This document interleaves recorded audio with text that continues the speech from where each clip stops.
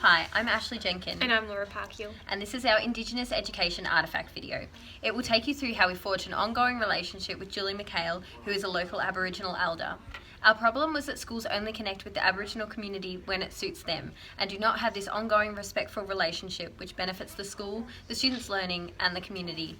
This video will show you the way that we prepared students for Julie's visit, and then what Julie included in her visit to the grade 5-6 classroom.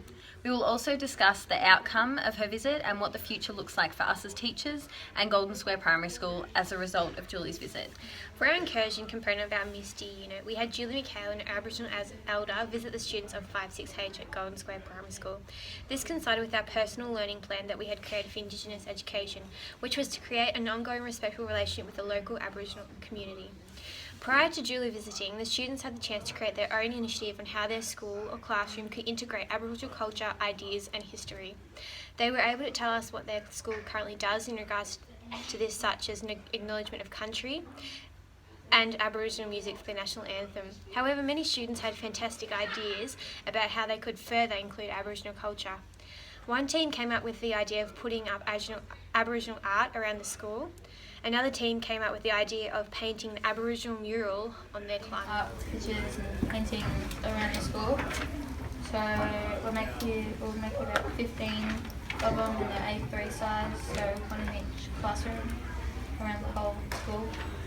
And what we'd need is paintbrushes and paper. And Helen will take a couple of art sessions. So we decided to do it on the climbing wall instead. Either back of the climbing wall or the rocks. We were going to paint a Aboriginal painting like snake or something on the climbing wall. We will need the climbing wall, paints, people and paintbrushes. We would do it 2 days in a week, each week. Awesome. I like the idea of the snake. That's really cool. You could even get an Aboriginal elder to help you. Okay, what kind of snake? What is it supposed to look like? What symbols could be put in the snake? That'd be really cool. Students were bursting with ideas of how they could incorporate Aboriginal culture into the classroom and the school. It was amazing to see their ideas when they were posed the question. Many students wanted to take their ideas to the principal to be considered.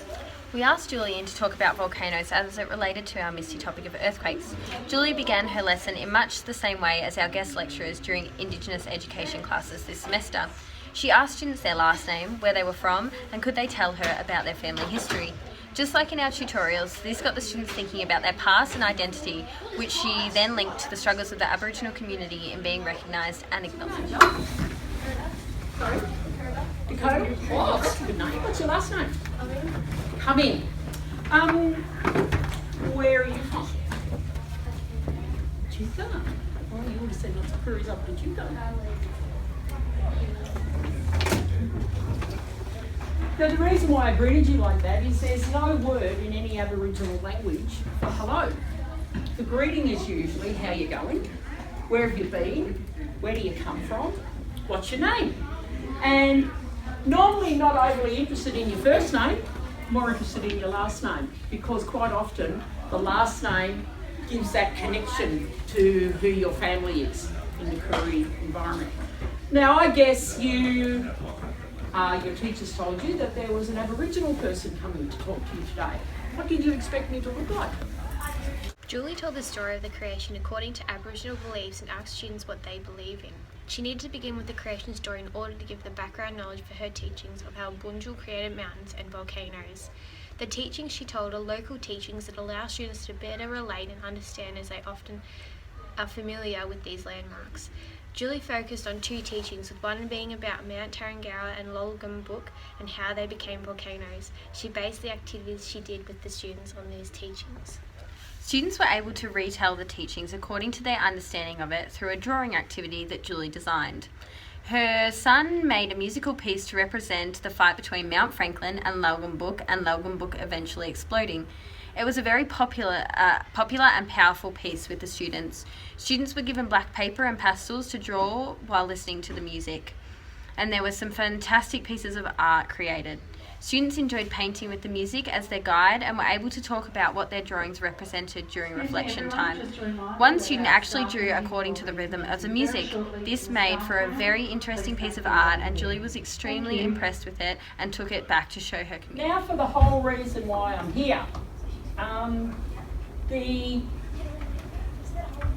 There's only 3 teachings that I know of that the Judge Arung people own. The first one is the one that I just told you, Bunjil. The second one is about 2 mountains, and those mountains actually are south of here, and you may have heard of both of them. So what happened is Bunjil came down and he went in underneath the earth that he'd made, and he pushed the rocks up, mainly granite, and pushed them all up to form a mountain, because he thought it was a bit boring with the land being all flat. So he pushed up and made a mountain. Now that mountain is Tarrangower, or Mount Tarrangower, that you may have heard of, which is right near the town of Malden. This mountain, Tarrangower, and that's the Judge Arung name, and it's still got the Judge Arung name. Lots of other places around here that were named by the Judge Arung people have been changed since the other people come. But Tarrangower is an Aboriginal word, or a Judge Arung word, and that's the name for the mountain down there. Now that mountain was there for many, many, many years. Quite happy with himself. He had the plants growing on him. He had various animals coming up and visiting him, living on him, and all that sort of stuff.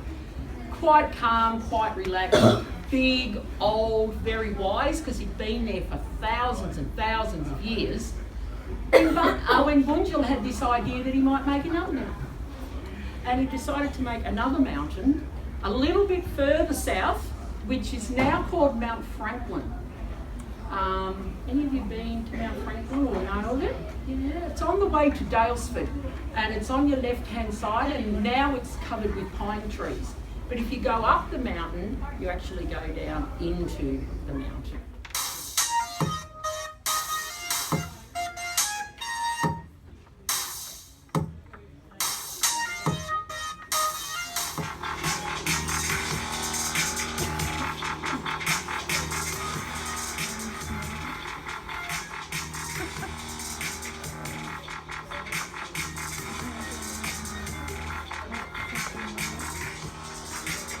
So Lily, what happens in this part of the music that you're drawing now?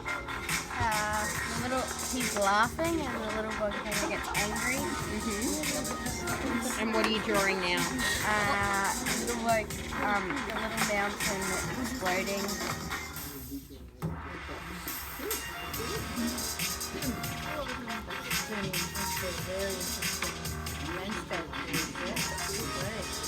So Jack, are you following the rhythm of the music?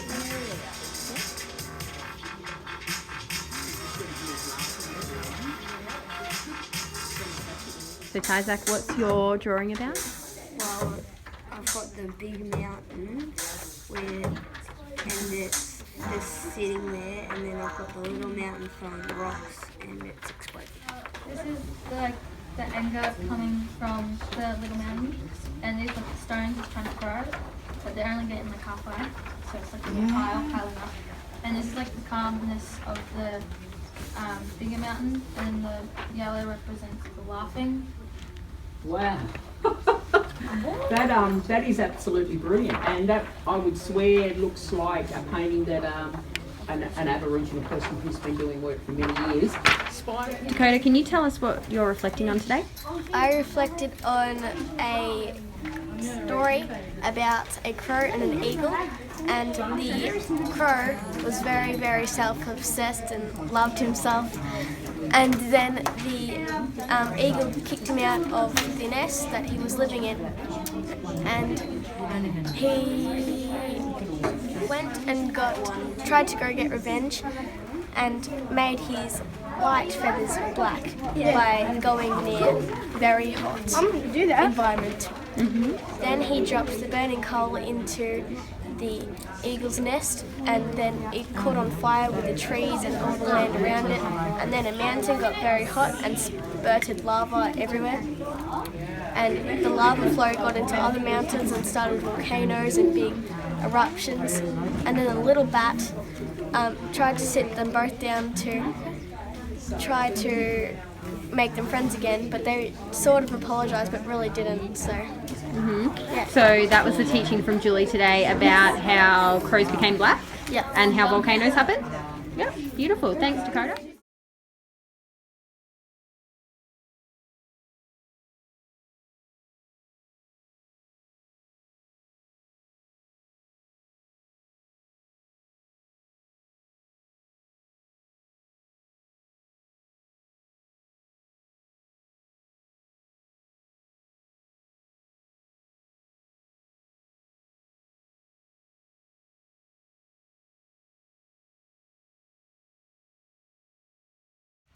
Julie addressed the 4 of the 8 ways of knowing during her visit. They were story sharing. Julie was able to connect with students and teach them about the Aboriginal understandings of volcanoes through the stories she shared over the 2 days. The primary way in which Julie approaches learning is to teach through narrative. She also used non-verbal. Julie shared with the students music that communicated a story. The music told the story of Mount Tarrangower and Mount Lalgambuk living near each other and then fighting. During this music, students were able to draw on black paper using pastels and follow the rhythm of the music.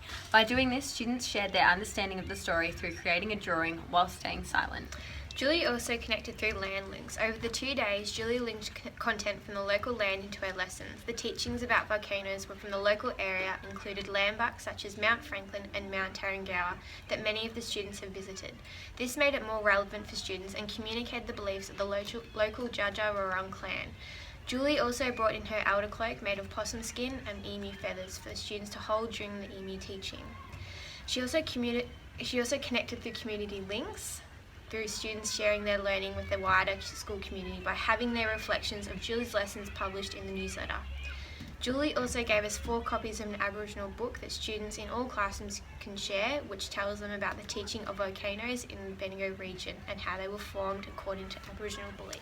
For us, this whole experience was invaluable. We now know how to properly contact Aboriginal community and Aboriginal elders such as Julie. We have forged an ongoing respectful relationship with Julie as we made her feel extremely welcome in the classroom and valued her time and commitment to our unit. Our lesson with students prior to Julie prepared them to acknowledge different cultural views and beliefs and opened their minds to new initiatives and Golden Square Primary School could incorporate to show more respect and understanding of Aboriginal culture and history. This relationship with Julie will continue for us as we continue our teaching and learning journey, with Julie being able to enrich the understanding of our students going into the future. For Golden Square Primary School, Julie's visit means that they now have a contact in the Aboriginal community. They have already contacted Julie to come back to the school and impart her knowledge on other classrooms and grade levels. She will also be organising the smoking ceremony when the school puts up the Australian and Aboriginal flags later this year or early next year.